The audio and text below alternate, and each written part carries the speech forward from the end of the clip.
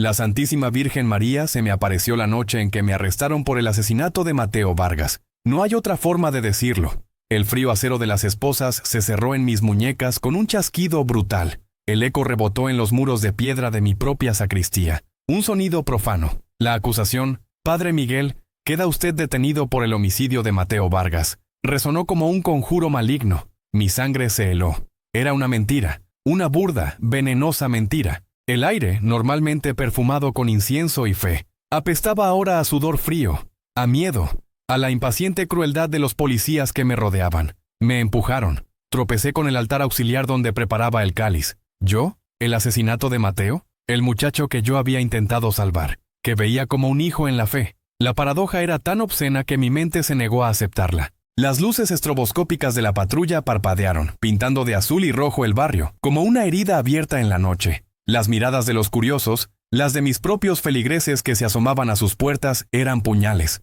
Algunas eran de incredulidad, otras de un juicio ya sentenciado. La vergüenza me quemó el alma. Yo, Padre Miguel, un siervo de Dios, arrastrado como un criminal. El peso del crucifijo pectoral que siempre llevo, arrancado de mi cuello con violencia por uno de los oficiales durante el registro, dejó un hueco hiriente sobre mi pecho. Era una premonición. Sentí cómo mi propia identidad se desprendía de mí, dejándome desnudo, vulnerable. El trayecto hasta la comisaría fue un borrón de luces y sonidos distorsionados. Cada bache en la calle era un golpe a mi cráneo, cada sombra, un fantasma de mi fracaso. Las palabras de los policías zumbaban, mezclándose con mi propia negación. Encontraron el arma, su crucifijo, padre, manchado de sangre. La burla en sus voces era casi peor que la acusación. ¿Mi crucifijo? El símbolo de mi vocación, de mi servicio, convertido en un instrumento de muerte. La verdad, la única verdad que conocía, se retorcía, se deformaba, atrapada en la red de la mentira que tejían a mi alrededor.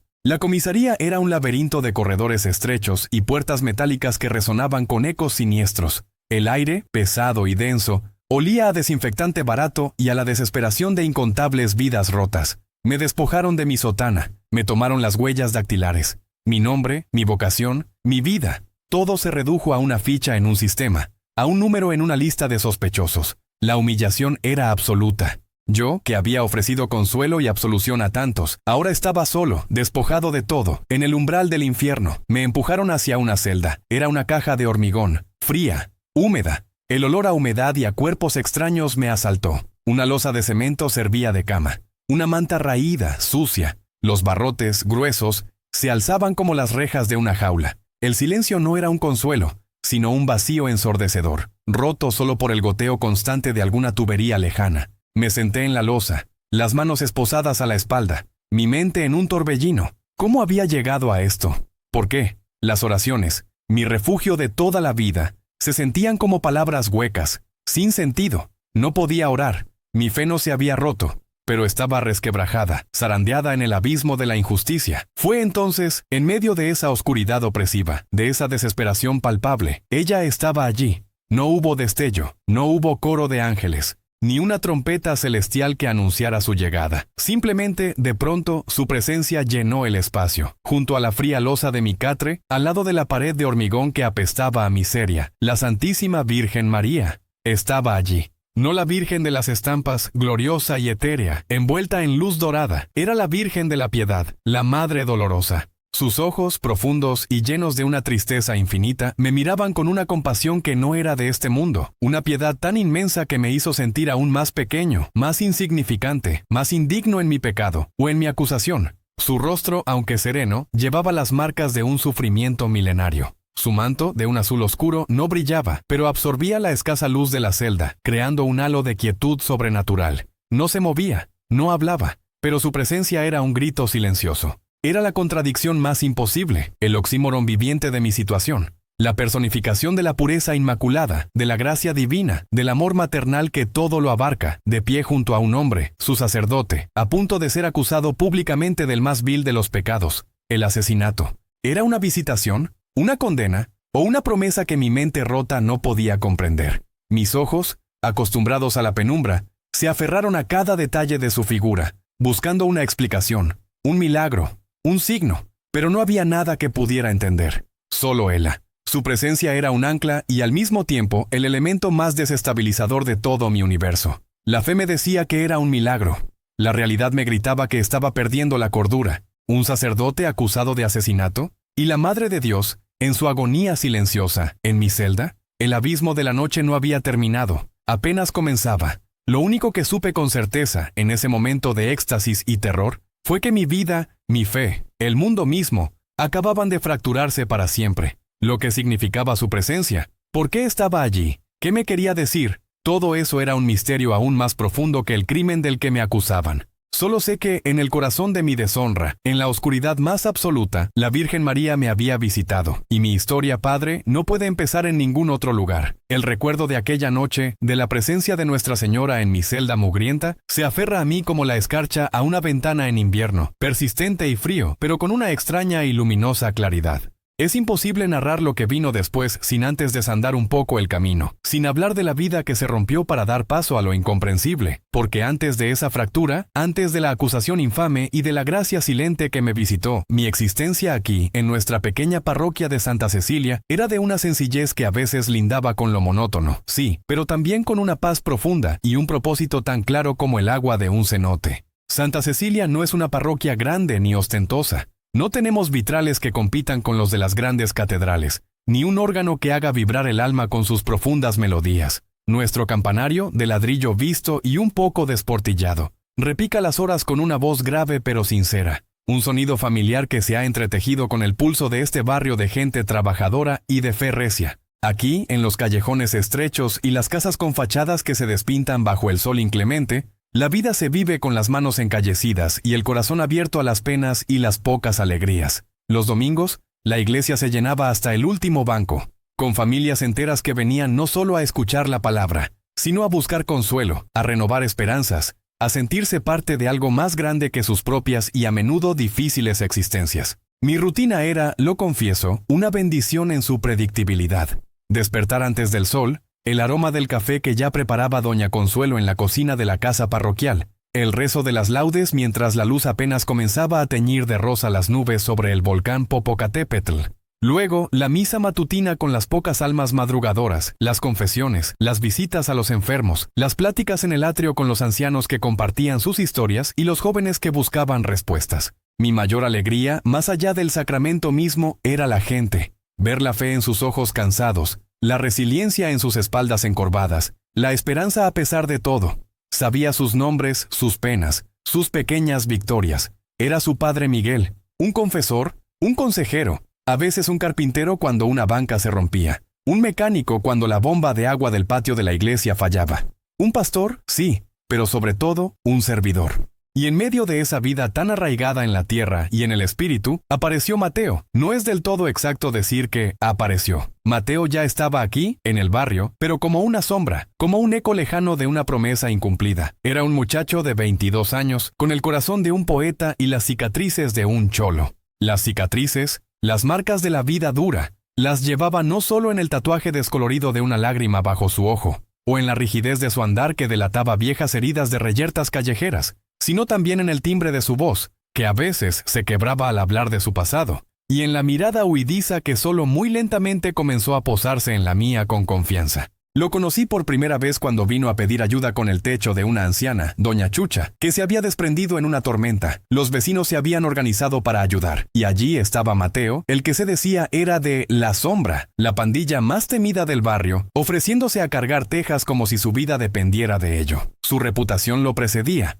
Un muchacho problemático, envuelto en líos, con un pasado oscuro y, se rumoreaba, violento. Pero debajo de esa capa de dureza, de esa armadura que la calle le había obligado a forjar, yo vi otra cosa. Vi sus manos, fuertes y callosas, pero que manejaban las tejas con una delicadeza sorprendente para no romperlas. Vi el sudor en su frente, la concentración en sus ojos, la forma en que se inclinaba para escuchar a doña Chucha, a pesar de que su voz era apenas un murmullo. Ese día, mientras comíamos frijoles con tortillas en el patio de doña Chucha, me senté a su lado. Él apenas me miraba, mordía la tortilla con rapidez, como si esperara que alguien se la arrebatara. «Gracias por tu ayuda, Mateo», le dije, y mi voz, creo, fue más suave de lo que solía ser. «Doña Chucha lo agradece, y yo también». Él asintió sin alzar la vista. «No es nada, padre. Hay que ayudar». Esa fue la primera conversación. Simple, casi trivial, pero en sus palabras hubo una honestidad, una urgencia por demostrarse útil. que me cautivó. Con el tiempo, aquellos encuentros esporádicos en la parroquia, pidiendo ayuda con alguna tarea menor o simplemente sentándose en un banco durante la misa de los domingos, se convirtieron en algo más. Empezamos a pasar las tardes juntos, a menudo en el pequeño jardín trasero de la casa parroquial, donde yo cultivaba unas cuantas jacarandás y bugambilias. Él venía a ayudarme, pero pronto nuestras manos en la tierra, quitando maleza o podando ramas, se convirtieron en una excusa para la conversación. Mateo no hablaba mucho al principio de su vida en la pandilla. Eran pinceladas oscuras, referencias veladas a los tiempos de antes, a hermanos que ya no estaban, a errores de los que se arrepentía. Pero lentamente, con la paciencia que da la fe y la confianza que se teje con el silencio compartido, se fue abriendo. Me contó de su infancia difícil, de la ausencia de un padre, de una madre que trabajaba sin descanso y apenas podía ofrecerle más que un techo y un plato de comida. La pandilla, me dijo, había sido su familia, el único lugar donde había sentido pertenencia, respeto, un propósito, aunque ese propósito estuviera envuelto en violencia y desesperación. Pero había algo más en Mateo, una sensibilidad que no cuadraba con la brutalidad de su pasado. Recuerdo una tarde estábamos reparando el motor de una vieja camioneta de la parroquia. Él, con sus manos manchadas de grasa, me explicaba la anatomía del carburador con una facilidad sorprendente. De pronto, un gorrión se posó en el parabrisas y comenzó a cantar. Mateo detuvo lo que hacía, se quedó mirándolo y me dijo, «¿Sabe, padre? Mi abuela decía que los gorriones son los mensajeros del cielo, que traen las palabras que no podemos escuchar de Dios». Me quedé en silencio, asombrado por la delicadeza de su alma, oculta bajo tanta aspereza. Nuestras conversaciones eran un tejido improbable. Pasábamos de la teología de Santo Tomás de Aquino, de la existencia del mal y del libre albedrío, a la mejor forma de reparar el motor de esa vieja camioneta, o de podar las rosas del jardín sin lastimar los brotes jóvenes. Mateo se devoraba los libros que le prestaba de mi pequeña biblioteca, novelas de caballerías, biografías de santos, pero también poesía de Neruda y Octavio Paz. Tenía una curiosidad insaciable, una sed de conocimiento que no había podido saciar en la calle, y una capacidad para conectar las ideas más dispares con una lucidez que a veces me sorprendía. «Padre», me dijo una vez mientras le explicaba la distinción entre pecado venial y mortal, «es como la diferencia entre la mancha de aceite en el motor y una biela rota, ¿no? Una es una limpieza, la otra te detiene en seco». Su analogía tan terrenal, tan suya, me hizo sonreír. Pero luego su rostro se ensombreció. «Mi vida, padre, ha sido como un motor con las bielas rotas muchas veces. Y ahora quiero arreglarlo, pero la grasa y la suciedad están por todas partes». Esa grasa y suciedad era, por supuesto, la pandilla. Estaba luchando con una valentía que aún hoy me conmueve, por dejar atrás a la sombra. No era un proceso fácil. La pandilla no soltaba a sus miembros con facilidad. Había amenazas veladas, visitas inesperadas de viejos hermanos que venían a recordarle sus lealtades. Mateo me contaba de la presión, del miedo, de la tentación de volver a lo conocido, a la única familia que había tenido. Pero cada vez que hablaba de eso, sus ojos, aunque llenos de temor, también brillaban con una determinación férrea. Vi en él una sed de redención tan pura que, en ocasiones, me avergonzaba de mi propia fe, de mi propia comodidad espiritual. Él, que había caído tan bajo a los ojos del mundo, se aferraba a la posibilidad de la gracia con una fuerza y una esperanza que a veces sentía que a mí, en mi vida de sacerdote, me faltaba. Era un recordatorio constante de que la fe no es una reliquia para ser exhibida, sino una fuerza viva, que se forja en la lucha diaria, en el arrepentimiento sincero, en el deseo de ser mejor a pesar de la oscuridad que nos rodea. Mateo era la prueba viviente de que la gracia de Dios podía florecer incluso en el pavimento más agrietado, en el corazón más endurecido por el dolor y el error. Su risa, que al principio era rara y cautelosa, se hizo más frecuente y libre a medida que se despojaba de las capas de su pasado. Sus preguntas sobre la fe, sobre el significado del sufrimiento, sobre la misericordia de Dios, eran profundas y sinceras, no las dudas retóricas de un teólogo, sino las de un alma hambrienta de verdad y de perdón. Recuerdo una vez que le pregunté por qué se esforzaba tanto, por qué no simplemente aceptaba su destino. Él estaba regando las rosas que habíamos plantado juntos, unas rosas de un color rojo intenso, casi carmesí, que él decía que eran el color de la pasión y de la sangre de Cristo. Me miró con el agua corriendo por sus manos y dijo, «¿Por qué hay algo aquí, padre?» Y se golpeó el pecho. «Que me dice que hay más, que no estoy hecho para la oscuridad, y porque usted me ha enseñado que el perdón no es solo para los santos, sino para los pecadores que se atreven a pedirlo. Y yo lo pido, Padre, lo pido con todo lo que me queda». Esas palabras aún resuenan en mí. Mateo no era un santo, ¿no? Pero en su lucha por la luz, en su deseo de dejar atrás la sombra que lo había definido, era más que un hombre. Era un testamento a la capacidad del espíritu humano para levantarse, para buscar la belleza, para anhelar la redención,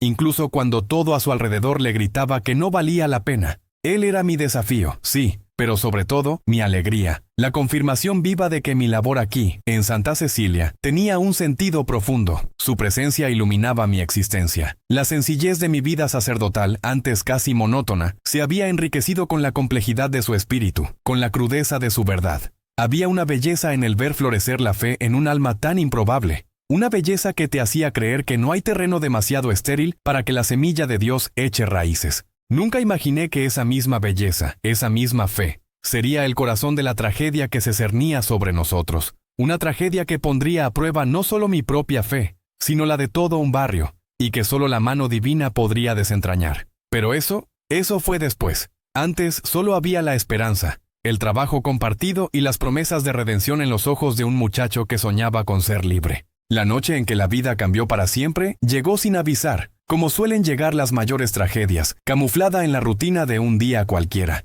Una noche que, en retrospectiva, se sentía predestinada, aunque en el momento solo fuera un mosaico de instantes incomprensibles. La oscuridad era densa, una manta pesada que cubría Santa Cecilia, sin estrellas que perforaran su opacidad, como si el firmamento mismo hubiera presagiado el velo de dolor que caería sobre nosotros. Era una de esas noches frías de invierno, donde el aire cortaba en los pulmones y el silencio de las calles parecía más profundo, roto solo por el lejano ladrido de un perro o el murmullo del viento entre los árboles desnudos. Yo estaba en la sacristía, revisando los libros parroquiales, absorto en los números que nunca terminaban de cuadrar, cuando un grito estridente rasgó la quietud. Un grito de mujer, agudo y desesperado, que se aferró a la noche como una garra de hielo. Mi corazón dio un vuelco.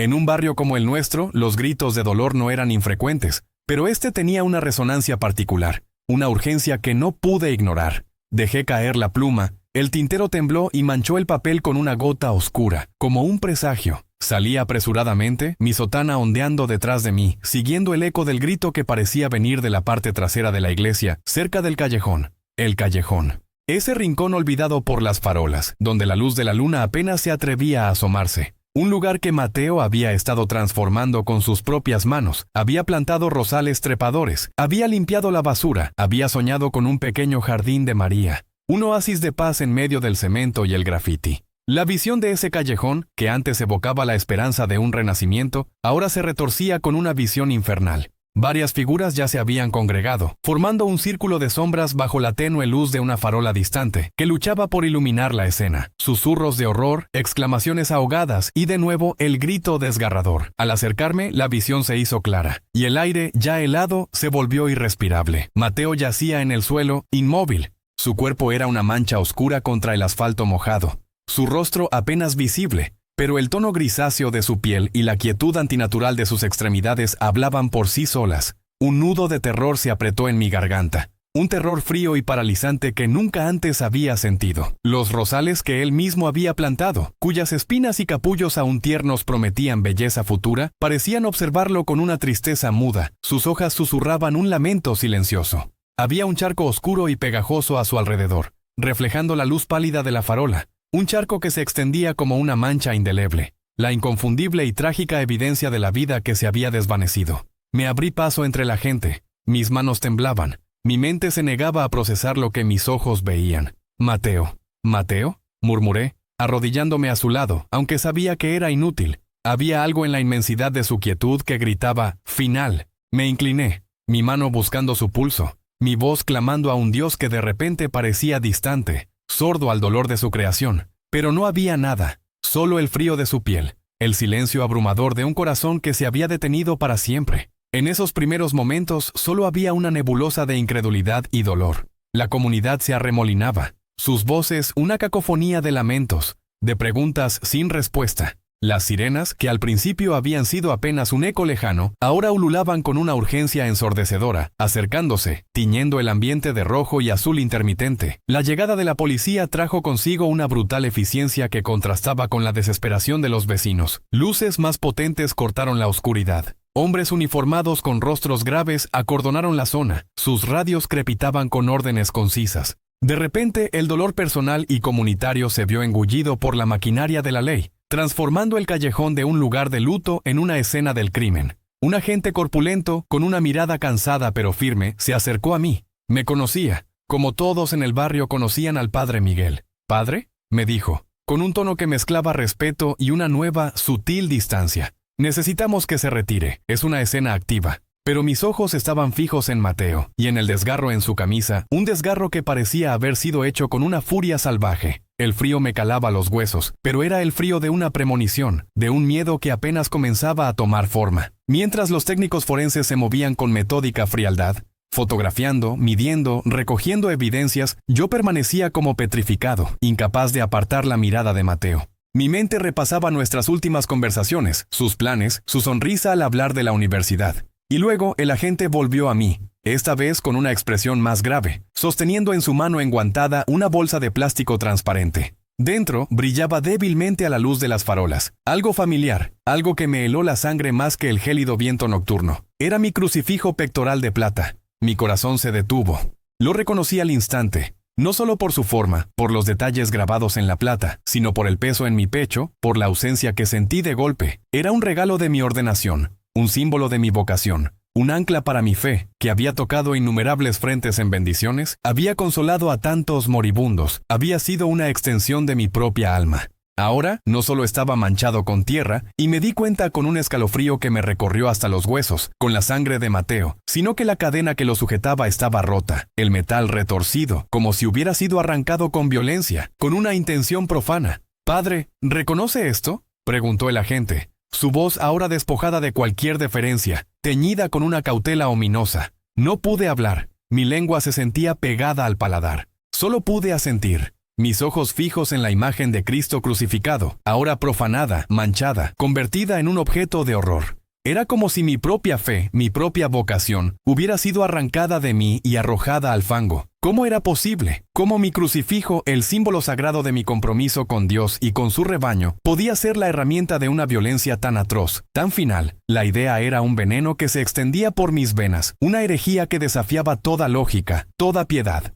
La policía comenzó a hacerme preguntas, una avalancha de interrogantes que se sentían como golpes. ¿Cuándo fue la última vez que lo vio, padre? ¿Estaba con él esta noche? ¿Tuvieron alguna discusión? Mis respuestas eran titubeantes, fragmentadas. Mi mente aún lidiando con la visión del crucifijo ensangrentado. No había tenido discusiones con Mateo. Nunca. Nuestro vínculo era de confianza, de guía, de redención. Pero las preguntas seguían llegando, y sentí que, a cada una, la red se cerraba más y más a mi alrededor. La realidad era que el crucifijo era mío. Había sido encontrado junto a Mateo, y la historia, en su crudeza, comenzaba a tejerse sola. Y luego ella llegó. Elena, su nombre es un eco de dolor en mi memoria. Elena Vargas, la madre de Mateo. Una mujer cuya fe era tan profunda y sólida como las antiguas rocas de la cantera de la región. Una mujer que había visto la adversidad de la vida tallar surcos en su rostro, pero nunca erosionar su espíritu.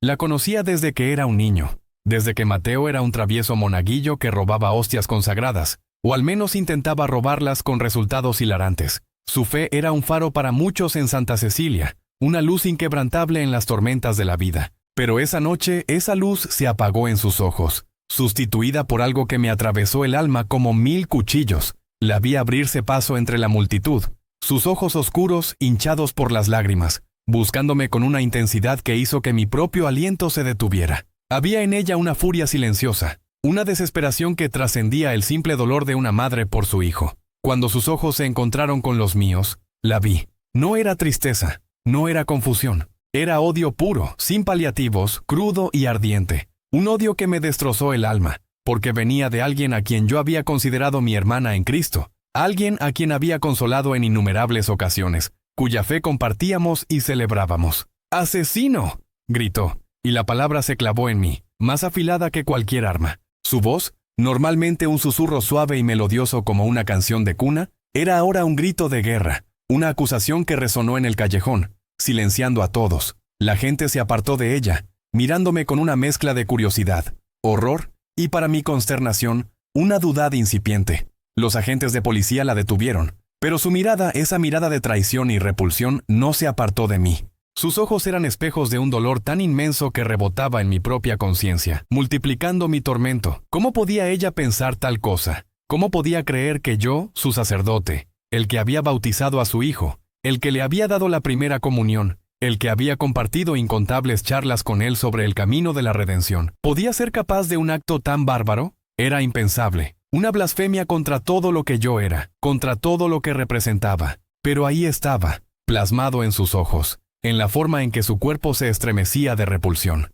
En ese momento comprendí la profunda herida que la muerte de Mateo había infligido, no solo en su familia, sino en la fe misma de la comunidad. Si Elena, una mujer de fe tan inquebrantable, podía mirarme con ese odio, ¿qué pensarían los demás? La historia, desde la perspectiva del mundo, era simple y sucia. Una narrativa trágica y sensacionalista que se escribiría con tinta negra en las primeras planas de los periódicos. El sacerdote y el expandillero. Un conflicto, quizá una discusión acalorada, que se había torcido fatalmente. La imagen del crucifijo, mi propio crucifijo, profanado por la sangre de Mateo, era el clavo en el ataúd de mi reputación, de mi ministerio. No importaba la verdad que yo conociera en mi corazón, la verdad que Mateo y yo habíamos compartido en nuestras largas conversaciones. Para el mundo, la evidencia era condenatoria. El peso de esa realidad, la facilidad con la que la fe de una comunidad podía ser destrozada por una acusación tan horrenda, me aplastó. Sentí la mirada de los vecinos, la de los agentes, la de Elena, todas con su propio matiz de juicio.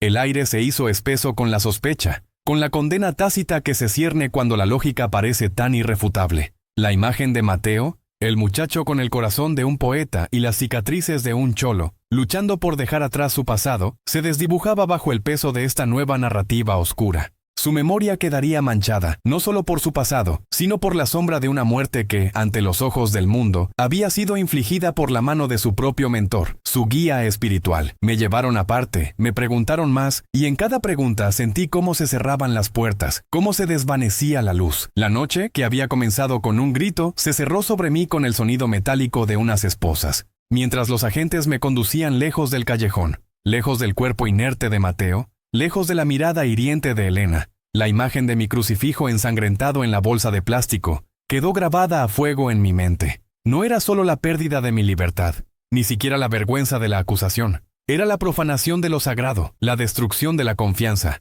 la burla a la redención que Mateo había buscado tan desesperadamente. La tragedia no era solo una muerte, era la aniquilación de la esperanza, el triunfo de la oscuridad en un lugar que prometía luz. Y yo, el pastor, era el instrumento involuntario de esa oscuridad, el causante de una herida que parecía imposible de sanar para mi rebaño. Me subieron al coche patrulla y mientras el vehículo se alejaba, miré hacia atrás, hacia la iglesia, hacia el callejón donde la vida de Mateo había terminado y la mía, tal como la conocía, también había llegado a un abrupto y doloroso fin. El silencio dentro del coche era más elocuente que cualquier palabra, un silencio que presagiaba la soledad de la celda que me esperaba. La puerta de acero se cerró con un estruendo que resonó en el tuétano de mis huesos, no solo en mis oídos. El sonido grave, metálico y definitivo no fue un simple golpe, fue el eco de una sentencia dictada sin palabras, el cierre hermético de un mundo familiar y la inauguración de otro, frío, hostil, desprovisto de toda luz que no fuera artificial y desangelada. Sentí la vibración del impacto recorrer mi cuerpo, un escalofrío que no era solo por el frío ambiental, sino por la conmoción de saber que esa barrera de hierro ahora me separaba de todo lo que había conocido y amado. El chirrido metálico de la cerradura, final y absoluto, se incrustó en mi memoria como un sello de cera fundido, arrancándome de la penumbra momentánea del pasillo y arrojándome a una oscuridad más profunda, una que no era solo física, sino del alma misma. Mis ojos, acostumbrados a la luz del altar, a los colores vibrantes que se derramaban a través de los vitrales al atardecer, al cálido y danzante resplandor de las velas que puntuaban cada rincón de mi parroquia, tardaron en ajustarse a la semioscuridad de la celda. Las pupilas se dilataron, desesperadas, intentando atrapar cualquier vestigio de luminosidad, buscando un punto de referencia, una señal, cualquier cosa que me anclara a la realidad que, apenas unas horas antes, había sido tan palpable, tan llena de propósito. Sentía un ardor seco detrás de mis párpados, como si mis ojos se hubieran olvidado de la penumbra y estuvieran luchando contra ella. La soledad de la celda no era una mera condición de aislamiento, era un abismo. Una entidad tangible que parecía no solo aspirar el sonido, sino también el aliento, la memoria, la esperanza. Era una soledad que se sentía distinta a la quietud monástica que a veces anhelaba, una soledad forzada, punzante, que roía el alma desde los bordes. Las paredes, de un gris cemento implacable y sin pulir, no solo eran frías al tacto, sino que parecían absorber cualquier resquicio de calidez que pudiera haber en el aire, irradiando una gelidez perpetua. No había el menor rastro de vida o de confort. El aire era pesado, estancado, denso con un hedor persistente y nauseabundo. Una mezcla de humedad rancia, de desinfectante industrial áspero y penetrante, y de algo más sutil, algo que solo podía ser la desesperanza de tantos que habían respirado ese mismo aire antes que yo. Era el aroma de la pena acumulada, de la resignación, de la libertad perdida, un miasma que se adhería a la ropa y se infiltraba en los pulmones. En una de las paredes laterales se adosaba una litera de metal, su estructura simple y desnuda, con un colchón delgado y visiblemente gastado que prometía más incomodidad que descanso. Sus muelles, supuse, habrían visto el ir y venir de incontables cuerpos rotos. En una esquina, un inodoro de acero inoxidable y un pequeño lavabo brillaban con una higiene austera, casi brutal, desprovistos de cualquier detalle humano, cualquier adorno que delatara la presencia de vida o de compasión. No había cruz en la pared. No había imagen de la Virgen, ni siquiera una Biblia, ese compañero infalible de todo sacerdote. Solo el hormigón, el metal y un silencio que clamaba al cielo. La ausencia de lo sagrado era un vacío atronador para un alma acostumbrada a la presencia constante de Dios. Mi vida como sacerdote había sido una sinfonía de voces, la de mi comunidad en misa, elevándose en un coro imperfecto pero devoto. La algarabía alegre y ruidosa de los niños en catequesis, la voz entrecortada de los afligidos en confesión, buscando perdón y consuelo. El último susurro de los moribundos en su lecho, entregando su alma a la misericordia divina. Cada una de esas voces había sido un cordón umbilical que me unía al corazón del mundo, a la humanidad, a la presencia palpable de Dios en sus criaturas. Pero aquí, en este frío cubículo, el único sonido era el pulso monótono de mi propia sangre en mis oídos, y el murmullo incesante de mis pensamientos, que se habían vuelto extraños, distorsionados por la incredulidad, por la cruda injusticia de la situación. Me encontraba con un yo que no reconocía, un sacerdote despojado de su propósito, desorientado. Había pasado décadas ofreciendo consuelo, llevando la Eucaristía a los enfermos, predicando sobre la omnipresencia de Dios en cada brizna de hierba y en cada latido del corazón humano. Y ahora, en este cubículo de concreto, en la oscuridad de una celda de detención, me sentía más solo que nunca, más desamparado que cualquier alma que yo hubiera intentado consolar. La ironía era un puñal frío. Me senté en el borde de la litera, el frío del metal traspasando la sotana casi al instante y llegando a mi piel, un escalofrío que se extendía hasta mis huesos. Por un momento solo pude respirar, con el aliento corto y superficial, tratando de asimilar la cruda e innegable realidad de mi encarcelamiento, de la acusación infame que pesaba sobre mí. Mi mente se negaba a aceptarlo del todo. Era un sueño, una pesadilla de la que pronto despertaría, sin duda. Pero el metal frío y el hedor persistente eran demasiado reales. Luego, como instinto, como reflejo condicionado de una vida entera dedicada al servicio, mis labios buscaron las palabras de una oración. La voz interior de mi corazón, esa que siempre había sido tan familiar para mí como mi propia respiración, tan constante como el latido de un tambor, intentó elevarse. Intenté el Padre Nuestro, el Ave María, el Salmo 23, palabras que conocía desde la infancia, que habían sido la columna vertebral de mi existencia. Pero las oraciones que habían sido mi consuelo durante décadas, mi ancla en cada tormenta personal y comunitaria, ahora se sentían como palabras huecas lanzadas contra un cielo de hormigón que no respondía. Las frases salían, sí, una tras otra, con la cadencia y el ritmo aprendidos, pero sin la resonancia habitual, sin la chispa de la conexión divina que siempre las había encendido. Era como si recitara una letanía en un idioma olvidado, un sonido sin significado, un rito sin espíritu, una forma sin contenido. La voz de Dios, que siempre había sido una presencia constante, un suave susurro en mi conciencia, una firme guía en mis decisiones, ahora era un silencio ensordecedor, un vacío que parecía engullir cada una de mis súplicas. Me sentía como un barco a la deriva en un mar sin viento, sus velas rotas, sin brújula, sin estrellas que lo guiaran. No era que mi fe se hubiera roto, no. Eso sería una simplificación grosera, una traición a la profunda raíz de mi creencia. Mi fe no se quebró, pero fue puesta a prueba de una manera que nunca imaginé. Una que desmantelaba no la convicción, sino la experiencia de esa convicción. Era como un árbol de raíces profundas que, en lugar de ser arrancado de cuajo por una tormenta repentina, era sometido a una sequía brutal, prolongada y sin piedad. Las hojas no caían, pero se marchitaban, su verdor tornándose en un gris opaco. La savia no dejaba de correr, pero fluía con una desesperante lentitud, con una pesadez que amenazaba con petrificar el tronco. Era la experiencia de la aridez espiritual que los grandes místicos describen, ese desierto interior donde la presencia de Dios se siente dolorosamente ausente, multiplicada exponencialmente por la ignominia de una injusticia pública y la crueldad de una acusación tan grave. ¿Cómo podía Dios permitir que su siervo fuera humillado de esta manera? Yo, que había prometido mi vida a Él, acusado de un crimen tan horrendo, tan vil, tan opuesto a todo lo que represento, con la evidencia aparentemente tan contundente. ¿Dónde estaba su providencia, su justicia, su misericordia en este laberinto de acusaciones y aislamiento? Mis dudas no eran sobre la existencia de Dios, sino sobre su plan, su método, su aparente abandono. ¿Era esto una prueba, una purificación, un castigo que no comprendía? El tormento intelectual era casi tan grande como el emocional. Me arrodillé en el suelo frío y rugoso, un acto de piedad que siempre me había conectado con el cielo, un gesto físico que abría mi alma a la gracia, pero que en ese momento se sentía vacío, casi mecánico.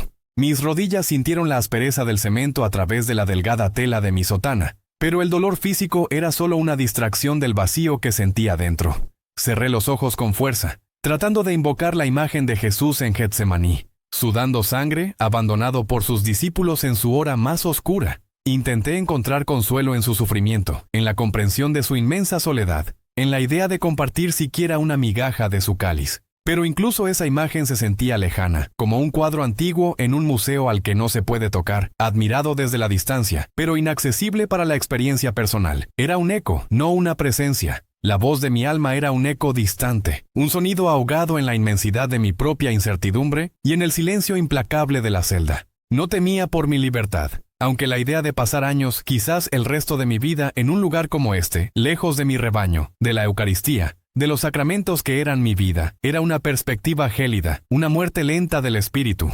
Tampoco temía por mi reputación personal. La vanidad había sido algo que, creía, había entregado al pie del crucifijo hace muchos años, un ídolo derrocado en los inicios de mi vocación. Lo que realmente me carcomía, lo que roía el último bastión de mi paz interior, era el temor, la angustia insoportable, de que la fe de mi rebaño, de gente como Elena Vargas, se rompiera para siempre por mi causa, por este escándalo. Había dedicado mi vida a nutrir esa fe, a ser un faro en la tormenta que a menudo azotaba sus vidas, un puente humilde que los conectara con lo divino. ¿Y ahora? Ahora era yo mismo la tormenta, la brecha que separaba a mis ovejas de la orilla de la esperanza, el obstáculo que se interponía entre ellos y la luz de Dios. El escándalo de un sacerdote acusado de asesinato no era solo un titular de periódico fugaz, era un terremoto espiritual que sacudía los cimientos de la confianza en la Iglesia. Un veneno sutil que se filtraba en el corazón de la comunidad, contaminando la fuente misma de su espiritualidad. Las almas sencillas, aquellas que habían puesto su fe en mí como pastor, que me habían confiado sus penas y sus alegrías, ¿cómo podrían reconciliar la imagen del sacerdote bendiciendo a sus hijos, ungiendo a sus moribundos, con la del hombre que supuestamente había matado a Mateo?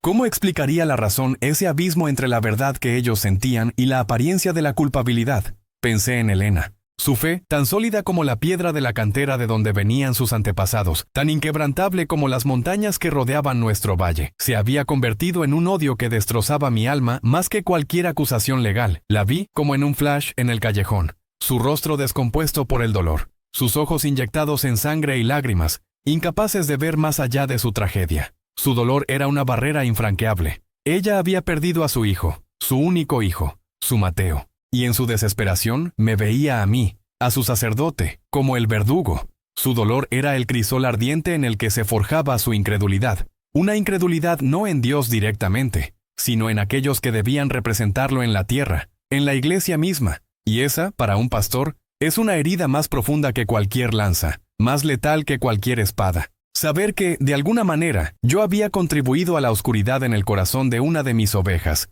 de un alma tan pura y fiel, era una carga insoportable, un peso que oprimía mi pecho hasta casi asfixiarme. Me imaginé a la parroquia de Santa Cecilia, mi amada comunidad, dividida. Vi a algunos fieles, los más leales, aferrándose a su fe en mí, defendiéndome con fervor, sus voces alzándose en rosarios y súplicas. Pero también vi a otros, a muchos otros, gritando insultos, condenándome con igual pasión y convicción, sus miradas llenas de rencor y traición. Vi los susurros venenosos en las calles, los dedos acusadores señalando mi presunta culpa, la confusión y la tristeza en los ojos de los niños que antes me veían como un amigo. Vi las bancas vacías en misa, las velas sin encender en el altar de la Virgen, los rosarios guardados en los cajones, olvidados, como si la fe misma se hubiera retirado del pueblo. Era una visión más aterradora que cualquier condena legal o la perspectiva de la prisión. Era la aniquilación de lo que había construido con amor, sudor y dedicación durante toda mi vida sacerdotal. Era la victoria del maligno no en una batalla física, sino en el lugar más sagrado de todos, el corazón de un creyente. Y entonces, en el punto más profundo de esa noche, en medio de la asfixiante soledad y la abrumadora aridez espiritual, surgió una nueva forma de oración. No fue un acto de voluntad, no fue una decisión consciente o un esfuerzo intelectual. Fue una erupción espontánea del espíritu, una necesidad visceral nacida del dolor más puro y desinteresado que había sentido jamás. Ya no busqué consuelo para mí, ni pedí mi liberación o la reivindicación de mi nombre. Me arrodillé de nuevo en el suelo frío, esta vez con una intención distinta, no por un milagro para salvar mi propia piel de este destino tan amargo, sino por el consuelo para el corazón de una madre destrozada y por la verdad, sin importar cuán dolorosa fuera para mí o para los demás, para que la memoria de Mateo no quedara manchada por la mentira. Mi oración se convirtió en un ruego desesperado por Elena, una súplica que brotaba de las profundidades de mi ser. «Dios mío», murmuré, mi voz apenas un rasguño en el silencio de la celda. Una tenue brisa que se perdía en el aire viciado, que su corazón, destrozado por el dolor, encuentre una pizca de paz, que no pierda su fe por mi causa, por este terrible equívoco, que su amor por Mateo, ese amor materno tan puro, no se tiña de amargura y resentimiento hacia ti o hacia el mundo. Concédale la fuerza para soportar esta prueba, y que tu verdad, sea cual sea, la envuelva como un manto de consuelo, como el rocío sobre la tierra reseca. Luego mi oración se volvió hacia Mateo. El muchacho, con el corazón de un poeta y las cicatrices de un cholo, luchando con una valentía silenciosa por dejar atrás la pandilla que lo había criado, que lo había marcado. Su sed de redención había sido tan pura, tan palpable, que a menudo me había avergonzado de mi propia comodidad. No podía permitir que su legado fuera el de un ex pandillero asesinado por un sacerdote en un arrebato de ira, una mancha final en su ya difícil existencia. Su memoria merecía ser redimida. Su lucha por la luz reconocida y honrada. Señor, susurré, mis ojos fijos en la nada, pero mi alma clamando con una intensidad que traspasaba el hormigón, elevándose hacia el cielo invisible más allá de los barrotes. Revela la verdad sobre su muerte. Que su nombre sea limpiado, que su alma descanse en paz, lejos de la calumnia y la confusión.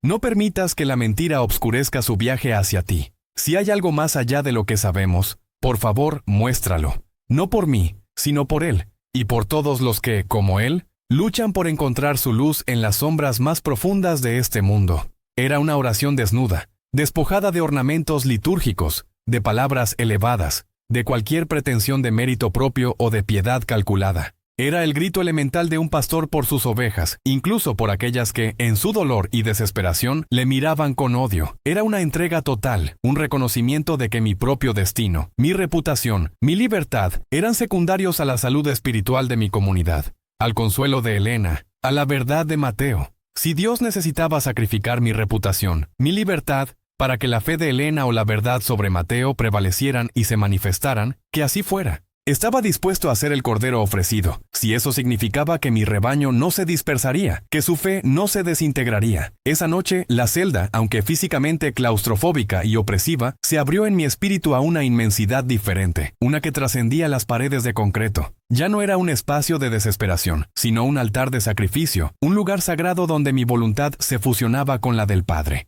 Las palabras huecas de antes se habían transformado en un clamor genuino, en un diálogo íntimo y doloroso con lo divino, un susurro que era a la vez súplica y rendición. No había luz exterior, pero en mi interior, una pequeña llama, tenue pero persistente, se había encendido en el centro de mi pecho. Era la llama de la esperanza desinteresada, la certeza inquebrantable de que, incluso en el abandono más absoluto, la intercesión de un corazón sincero nunca es en vano ante los ojos de Dios. El silencio de la celda ya no era un abismo devorador que engullía mi espíritu, sino el espacio sagrado donde mi alma se desnudaba ante Dios, pidiendo no un milagro para mí, sino la justicia y el consuelo para otros. Y en esa entrega, en ese acto de amor puro por mi rebaño, me preparé para lo que viniera, consciente de que mi prueba, por amarga que fuera, Era en realidad una oportunidad para que Dios manifestara su gloria de una manera que yo aún no podía comprender. La noche era larga, la celda fría, pero mi oración,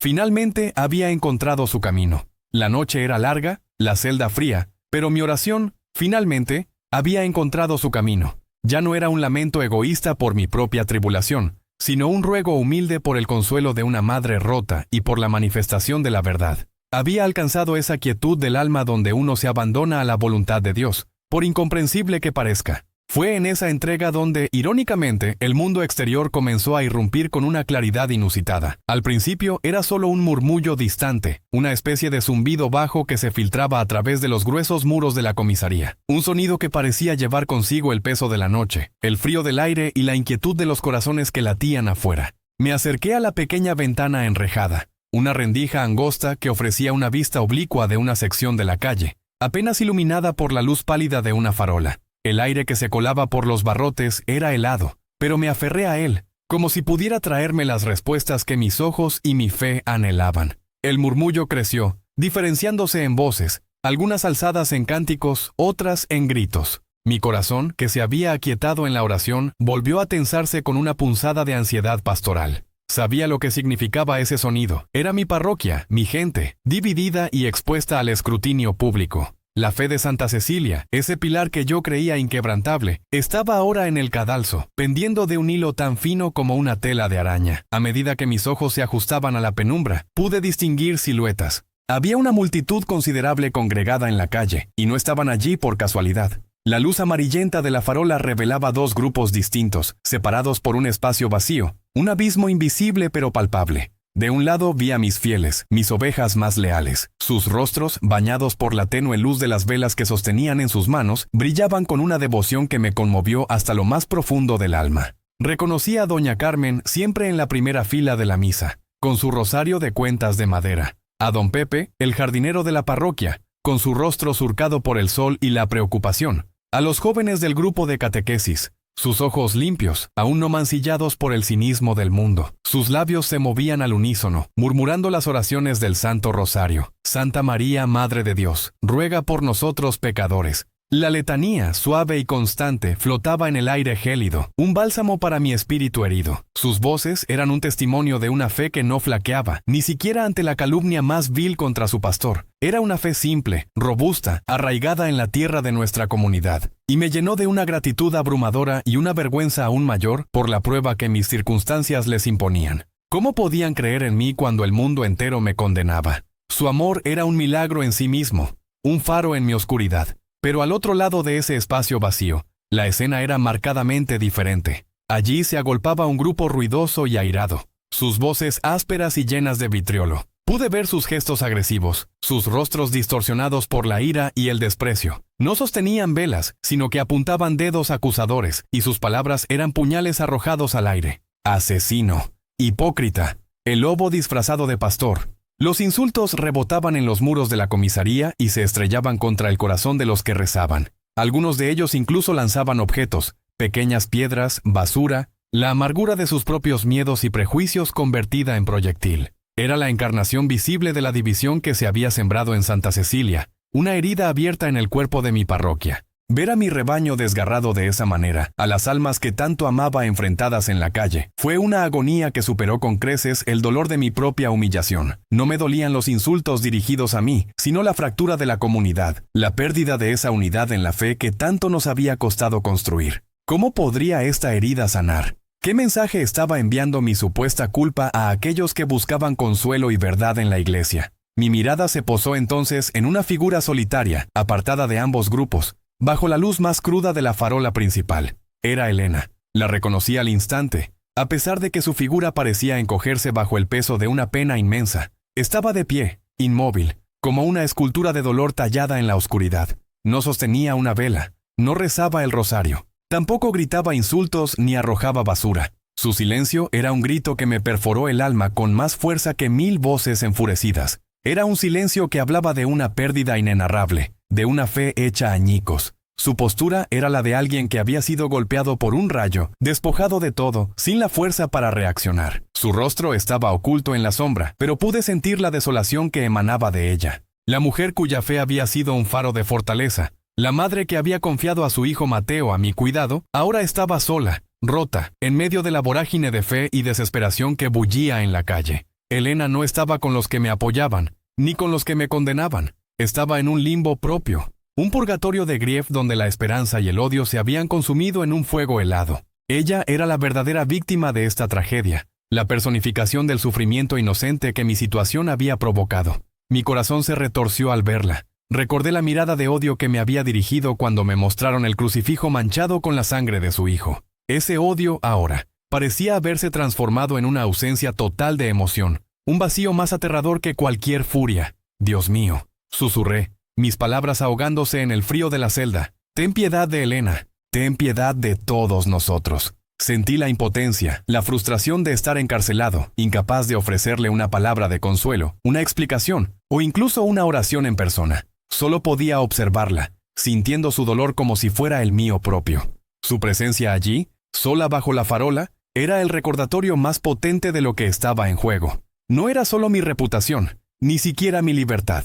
Era la fe de mi rebaño, el alma de mi comunidad, y la posibilidad de que la verdad sobre Mateo nunca saliera a la luz, dejando su memoria manchada y el corazón de su madre sin paz. La noche continuó su marcha lenta y despiadada. Las voces de los que rezaban se hicieron más intensas. Una súplica colectiva que se alzaba con la cadencia monótona de la oración milenaria. Los gritos de los acusadores también persistían, una disonancia furiosa. Y en el centro de todo, el silencio desgarrador de Elena, que para mí era la oración más elocuente de todas, un lamento mudo que pedía a gritos una intervención divina. La comunidad estaba en una encrucijada, su fe pendiendo de un hilo tan fino que un simple aliento parecía capaz de romperlo. Era una noche de prueba, no solo para mí, sino para cada alma presente en esa calle, y para las muchas otras que, desde sus hogares, oraban o maldecían, dudaban o esperaban. En ese momento, desde la fría soledad de mi celda, tuve una revelación. Comprendí que todas esas voces, todos esos sentimientos, ascendían al cielo como un incienso denso y pesado. Sí, las oraciones de súplica, nacidas de la fe inquebrantable de doña Carmen y don Pepe, eran como el incienso más puro, fragante y agradable a Dios. Pero también las oraciones de desesperación, los gritos de la multitud airada, su sed de justicia, aunque equivocada, sus miedos, incluso la silenciosa y aniquiladora angustia de Elena. Todo eso también ascendía. No como un aroma dulce, quizás, sino como una ofrenda cruda, la verdad desnuda del corazón humano. Un incienso pesado porque cargaba el peso de la duda, del dolor, de la incomprensión, de la fe rota y de la esperanza casi extinguida. Era una petición desesperada al cielo, un clamor colectivo de almas en busca de sentido, de verdad, de consuelo. Era la humanidad en su momento más vulnerable, volviendo sus ojos hacia lo alto, de una manera u otra, reconociendo que solo un poder superior podía desenredar este nudo de tragedia y mentira. Y en medio de ese clamor, de esa dualidad de fe y duda, de amor y odio, sentí una pequeña punzada de esperanza. Porque si bien la noche era oscura y la situación desalentadora, el hecho de que tantas almas estuvieran clamando al cielo, de la manera que fuera, significaba que todavía había un vestigio de fe, una creencia en un Dios que escucha. Y un Dios que escucha, me susurró mi corazón, a veces responde de maneras que superan nuestra más salvaje imaginación. La escena ante mis ojos no era solo un retrato de la miseria humana, sino un altar de súplicas, un preludio a algo más grande, algo divino, que yo, en mi limitada comprensión, aún no podía vislumbrar. La oscuridad era profunda, pero la posibilidad de un amanecer, de una respuesta desde lo alto, ardía como una brasa bajo las cenizas de la desesperación. La noche se arrastró, espesa y pesada, como un sudario sobre el mundo. Las oraciones, los gritos, los murmullos de la gente en la calle se habían aquietado hasta convertirse en un eco distante en el frío hormigón de mi celda. Solo quedaba el murmullo de mi propia respiración y el golpeteo insistente de mi corazón, un tambor fúnebre que parecía contar los segundos de mi condena, no solo a la prisión, sino a la mancha imborrable que se extendía sobre mi nombre y, lo que era peor, sobre la fe de mi gente. Me había arrodillado de nuevo, mis rodillas doloridas contra el suelo áspero, mis manos entrelazadas no con el rosario que me habían quitado, sino con las venas azules que sobresalían en mis propios nudillos. Ya no rogaba por mi libertad, sino por la paz de Elena, por la justicia para Mateo, por la verdad, aunque fuera una verdad que no pudiera ver, una verdad que pareciera inalcanzable detrás de esos muros de piedra y mentira. La oscuridad era una entidad viviente, casi palpable, y sentí que estaba a punto de ahogarme en ella, que la pequeña brasa de esperanza mencionada en las oraciones se extinguiría, dejándome en un frío absoluto. Fue entonces, en el punto más profundo, más desesperado de la noche, cuando el último vestigio de luz natural se había desvanecido del pequeño cuadrado de la ventana enrejada, que él la regresó. No hubo un trueno que abriera el cielo, ni una luz cegadora que disipara la oscuridad de mi prisión. No.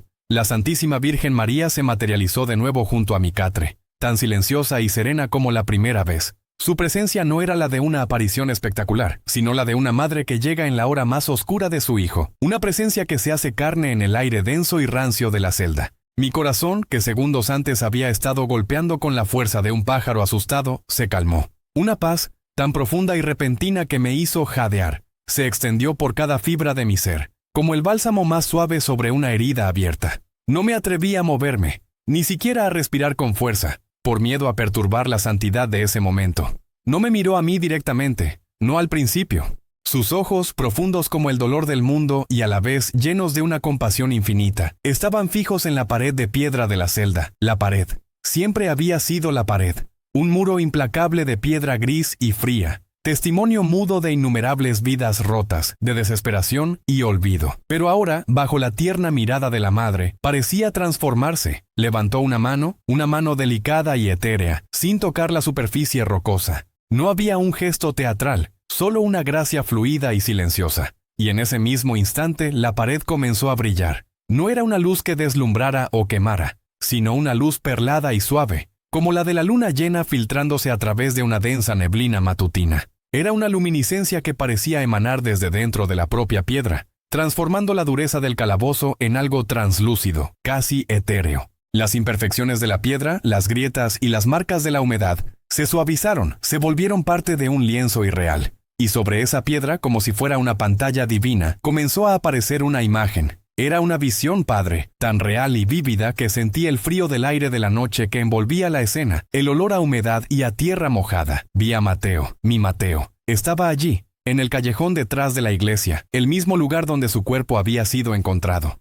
Las sombras eran largas y traicioneras, pero su figura era inconfundible. Vestía la misma chamarra raída que solía usar, sus hombros un poco encorvados, no por debilidad, sino por el peso de las decisiones que había tomado. Las batallas que había librado para salir del abismo. Pero lo que me hizo ahogar un grito fue que no estaba solo, no estaba conmigo. Frente a él, con una presencia ominosa que se extendía como una mancha de oscuridad en la noche, estaba el sombra. Sus ojos, incluso en la visión, parecían destilar un frío rencor, una ira contenida. Los conocía, a ambos, a Mateo, con su corazón enredado entre la luz y la sombra, y a el sombra, cuyo nombre era un eco de la oscuridad que habitaba en su alma y en las calles que controlaba. La escena se desarrollaba ante mis ojos con una claridad dolorosa. Vi a el sombra hablar, sus palabras inaudibles para mí, pero el lenguaje de su cuerpo, amenazador y posesivo, era elocuente. Exigía el regreso de Mateo, el regreso al redil de la pandilla, el renacimiento de su antigua lealtad. Y entonces vi a Mateo responder, su rostro iluminado por la débil luz de una farola lejana que la visión replicaba con fidelidad. Mostraba una resolución que nunca le había visto con tanta intensidad. Negaba con la cabeza, sus labios firmes. Su postura, aunque humilde, era de una resistencia inquebrantable.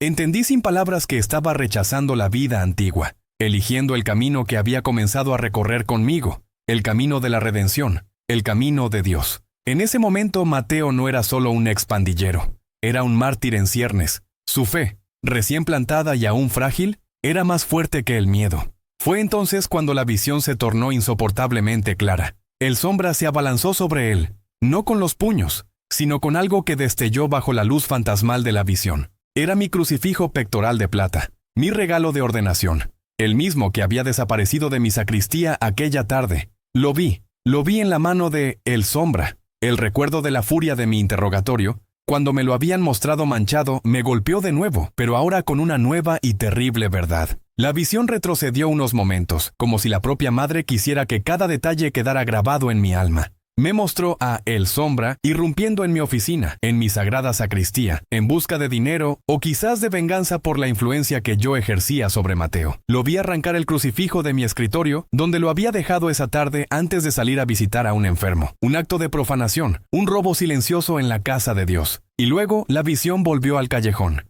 El Sombra, en un arranque de ira incontrolable, con la furia de un demonio que ve a su presa escapar, levantó mi crucifijo. No lo usó como un símbolo de fe, sino como un arma. Lo vi golpearlo. Una vez, 2 veces. Y Mateo, con un grito silencioso que solo mi alma pudo escuchar, cayó al suelo. Su mirada, incluso en la visión proyectada en la fría piedra de la celda, era de sorpresa y de una profunda tristeza, no por su muerte, sino por la traición. La sangre, oscura y espesa, se extendía sobre el pavimento mojado, y sobre ella el crucifijo de plata, un instrumento de martirio y de mentira. No hubo música celestial ni coros, solo la imagen cruda y desgarradora de la verdad. La Virgen María, que había permanecido inmóvil junto a mí, no apartó la mirada de la escena. Su rostro, antes una mezcla de compasión y tristeza, ahora reflejaba una pena inconmensurable. La pena de una madre que presencia el sufrimiento de uno de sus hijos, incluso si ese hijo es un asesino. Era la tristeza por la caída, por la ceguera humana, por la elección del mal sobre el bien. Mis ojos ardían, pero no con lágrimas. Era un ardor de asombro, de dolor y de una certeza inquebrantable que me atravesaba hasta los huesos. La verdad. La verdad no solo había sido revelada, sino que había sido escrita, o más bien proyectada, por la propia mano divina sobre los muros de mi prisión. En el silencio de la celda, con la imagen de la muerte de Mateo aún grabada en mi mente, me di cuenta del regalo. El milagro no era solo su presencia, sino la manera en que había elegido disipar la oscuridad. No con un sermón, sino con una revelación que desafiaba toda lógica humana. La luz perlada en la pared comenzó a atenuarse. La imagen de Mateo y de El Sombra se desvaneció lentamente, como un sueño que se disuelve con el amanecer. La piedra volvió a ser piedra, fría y opaca, pero ya no era la misma. Ahora era un lienzo que había albergado la verdad, un testigo mudo de un milagro inefable. Y ella, la Santísima Virgen María, permaneció un momento más, su presencia un ancla en la tormenta que había sido mi alma. Sus ojos finalmente se posaron en mí, y en esa mirada encontré el consuelo de siglos, la promesa de la gracia, la certeza de que no importaba cuán solos nos sintiéramos, nunca estamos realmente solos. Con un último destello de su gracia inmaterial, se desvaneció tan silenciosamente como había llegado, dejándome de rodillas, temblando, pero extrañamente en paz. La oscuridad de la celda regresó, más densa que nunca, pero en mi corazón, una nueva luz había encendido, una luz que ninguna prisión podía extinguir. Había visto la verdad, y sabía que, de alguna manera que aún no podía comprender, esa verdad cambiaría todo. La oscuridad de la celda regresó, más densa que nunca, pero en mi corazón, una nueva luz había encendido. Una luz que ninguna prisión podía extinguir. Había visto la verdad, y sabía que, de alguna manera que aún no podía comprender, esa verdad cambiaría todo. Me quedé allí, de rodillas sobre el cemento frío, el eco de la visión aún vibrando en mi mente. La calidez de la presencia de Nuestra Señora, aunque desvanecida, aún un consuelo palpable. Mis manos temblaban, no de miedo, sino de un asombro tan profundo que dolía, un dolor dulce que purificaba el alma. El mundo exterior, con sus cadenas y acusaciones, parecía distante, casi irreal. Lo único real era la imagen de Mateo eligiendo la luz, y la mano despiadada de El Sombra. Un raspón metálico me sacó de mi trance. Un sonido prosaico que contrastaba brutalmente con la gracia inmaterial que acababa de presenciar. El chasquido de unas botas resonó en el pasillo. Instintivamente mi cuerpo se tensó, el instinto de prisionero superando por un instante el éxtasis del místico. ¿Me habían visto de rodillas? Dirían que estaba loco. La luz que la Virgen había provocado se habría filtrado.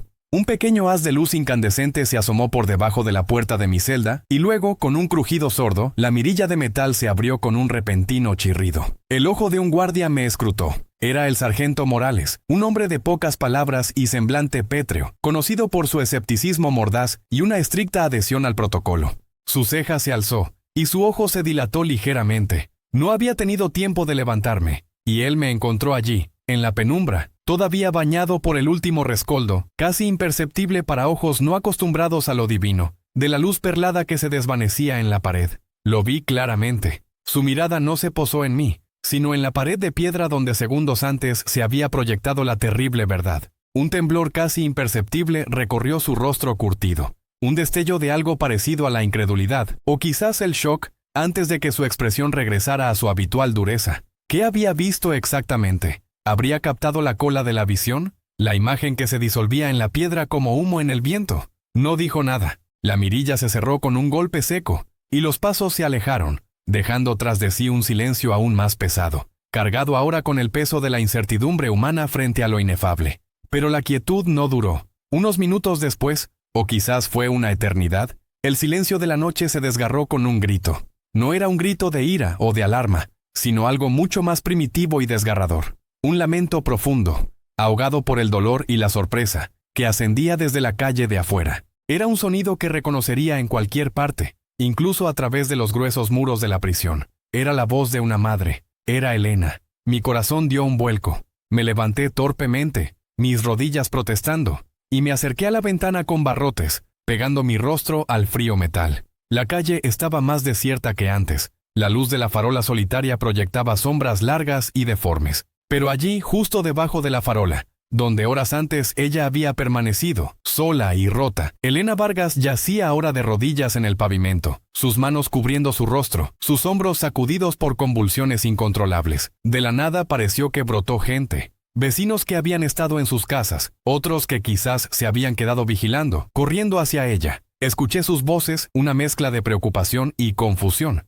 «Elena, ¿qué pasó? ¿Está bien?» Sus palabras llegaron a mí como jirones en el viento nocturno, pero el tono, la carga emocional, era inconfundible. Lo vi todo», exclamaba entre sollozos histéricos, sus manos temblorosas aferrándose a las mangas de quienes intentaban levantarla. «El Sombra, fue el Sombra, él lo hizo, él mató a mi Mateo con el crucifijo del Padre Miguel. Yo lo vi». Un escalofrío me recorrió de pies a cabeza. Era imposible. ¿Cómo podía ella saberlo? ¿Cómo podía ver lo mismo que yo había presenciado en mi celda? Mi mente, acostumbrada a la lógica y la razón teológica, luchaba por asimilar la simultaneidad de los eventos. Sus palabras, dichas con tal convicción y dolor crudo, no eran las de una mujer que había fabulado una historia. Eran las palabras de alguien que acababa de ser testigo de una verdad insoportable, pero divinamente revelada. La gente a su alrededor se quedó en silencio, primero estupefacta, luego con un murmullo creciente. Algunos comenzaron a murmurar el nombre de El Sombra, el líder de la pandilla, un nombre temido y odiado en el barrio. Otros, los fieles de mi parroquia que habían estado rezando el rosario por mí, se arrodillaron a su lado, no en ayuda, sino en asombro, sus rostros iluminados por una comprensión que iba más allá de lo mundano. Elena, con una fuerza que no parecía la suya, se incorporó un poco, sus ojos enrojecidos pero ahora con una claridad inquietante. Fue en el callejón, lo forzó a volver. Mateo se negó, y entonces el Sombra sacó el crucifijo del Padre. Lo tenía, lo tomó de la oficina. Vi su rostro lleno de ira, y luego, sus palabras se ahogaron de nuevo, pero la imagen, vívida y aterradora, ya estaba sembrada en la mente de todos los que la escuchaban. El aire se electrificó. El testimonio de Elena, tan desgarradoramente detallado, tan idéntico a la visión que la Santísima Virgen me había concedido, se propagó como un incendio entre la multitud. Era una verdad que no podía ser negada, una revelación que había bajado del cielo para destrozar la mentira. Escuché el murmullo de mi gente transformarse de confusión a una certeza resonante, un estruendo colectivo que sentí en lo más profundo de mi ser. El milagro no fue un secreto susurrado entre cuatro paredes. Fue una voz que gritó la verdad desde el mismo corazón del dolor. Una proclamación pública que desgarró el velo de la injusticia. Y en mi celda, al pie de la ventana, con el eco de la voz de Elena aún vibrando en mis oídos y la imagen de El Sombra impresa en mi mente, supe que Dios no había abandonado a su rebaño. Había intervenido de una manera que solo Él podía, transformando la noche más oscura en el amanecer de la verdad. La fe de mi gente, fragmentada por la duda y el dolor, se estaba uniendo de nuevo, forjada en el fuego de un milagro que ni siquiera los muros de la prisión podían contener. Fui liberado al amanecer. Recuerdo la sensación del aire fresco en mi rostro, no el viciado hedor de la celda, sino el rocío de una mañana que prometía un nuevo comienzo. No había un coro de ángeles, ni una luz cegadora que me envolviera, solo el suave murmullo de mi gente fuera de la comisaría, esperando. Sus rostros, antes crispados por la incertidumbre y el dolor, ahora irradiaban una quietud teñida de asombro y una renovada esperanza. Habían presenciado el milagro a través de Elena, y el guardia, con su propio testimonio, había sellado el relato divino. Su confesión, entre balbuceos y lágrimas, sobre la visión que había atisbado en mi celda, llevó a una rápida y exhaustiva investigación. En cuestión de horas, el rastro de El Sombra fue descubierto, y la justicia terrenal comenzó su camino. Pero la resolución legal, aunque necesaria para el orden del mundo, es para esta historia apenas una nota a pie de página. Lo verdaderamente importante, lo que se grabó a fuego en el corazón de nuestra pequeña parroquia de Santa Cecilia, fue la transformación de la fe. No fue solo restaurada, sino que fue forjada de nuevo, templada en las llamas de la duda y purificada por el asombro. Los que habían rezado por mí con un fervor inquebrantable, ahora lo hacían con una certeza que resonaba en cada Ave María. Aquellos que habían dudado, que habían gritado insultos, ahora se unían a los rosarios, sus voces un poco más temblorosas al principio, pero gradualmente más firmes, como el murmullo de un río que vuelve a su cauce. Elena y yo nos encontramos en la tumba de Mateo, no como sacerdote y feligresa, no como el acusado y la madre del difunto, sino como dos almas que habían sido tocadas por el mismo manto de Nuestra Señora. Sus ojos, antes llenos de odio, ahora contenían una tristeza serena, una aceptación que solo la gracia divina puede otorgar. Juntos lloramos, no solo por Mateo, sino por la fragilidad de la vida, por el sufrimiento y por la inmensa misericordia que nos había sido revelada. Recé por el descanso de su hijo, y ella rezó conmigo, su mano buscando la mía en un gesto de comunión que trascendía las palabras. En ese momento comprendí que el milagro no había sido para salvar a un sacerdote de la prisión. No, era algo mucho más grande. Algo que abarcaba la redención de una comunidad entera. El propósito de la aparición de la Virgen María no fue mi libertad personal, sino la manifestación de que, incluso en la noche más oscura, en la celda más fría y solitaria, un alma que reza nunca está verdaderamente sola. Fue para demostrar que la verdad de Dios, a veces, se digna a escribirse no solo en las Sagradas Escrituras, sino también en los muros de una cárcel, en el corazón de una madre afligida, y en el testimonio balbuceante de un guardia. Esa noche, ella nos recordó que la fe no es la ausencia de preguntas, sino la certeza de que Dios siempre responde, a veces con un susurro, a veces con una visión que ilumina la oscuridad de este mundo. La luz de esa noche, la luz de la verdad de Nuestra Señora, nunca se ha desvanecido en Santa Cecilia, sigue brillando, un faro inquebrantable de esperanza.